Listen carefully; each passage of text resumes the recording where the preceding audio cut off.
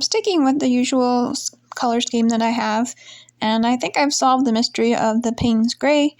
If you've seen some of the other videos, I use this color combination all the time. I never had any green really forming, but then I suddenly was getting a lot of green forming, and I didn't really understand why that was. I made some new gold, but I didn't think that was it. But I do have two types of Payne Gray, one with phthalo blue and black, and then I also have Soho Payne's Gray, which is ultramarine and black. And so I wasn't sure which was in the container ever, and I probably even mixed them together sometimes. So I did find out while I did this one that it was definitely the Soho Payne's Gray, because I had labeled the cup properly this time. And it didn't make the green when mixed with the gold. I just did a little test on the sticks. You can see on the left there, I didn't really show you, but I mixed those sticks together. And so I didn't really get any green. So if anybody else struggles with this problem, that might help.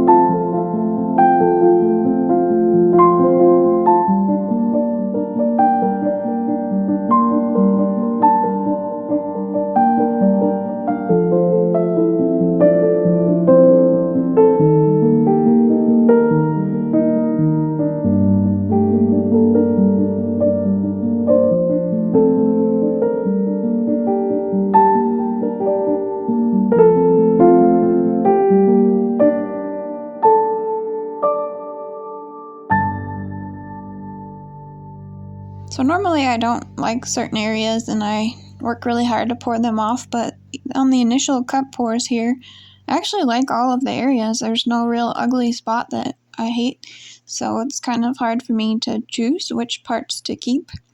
I'm going to have to take off some paint, so I'll probably take off that middle Payne's Gray section, but yeah, I actually like the way that this looks and the layout of it, so I'm going to try and preserve as much of it as possible. And I think this is actually my favorite one I've done. Well, I haven't really done any lately, but I actually like this one a lot, and I'm glad that I tested out one more time the color scheme. I'm also really glad that I used those 18-ounce cups. I thought that this is an 18 by 24 canvas, which for me is large. I know other people use bigger ones, but I wasn't sure about the smaller patterns. Sometimes they get too intricate and they don't look as great on the wall. I like the intricate parts, but I figured I would try the bigger cups this time, and then I used smaller 9-ounce cups as well. And I actually think that the larger cups made them, a bigger pattern that looks nicer on the larger canvas, so I'll probably try that again in the future.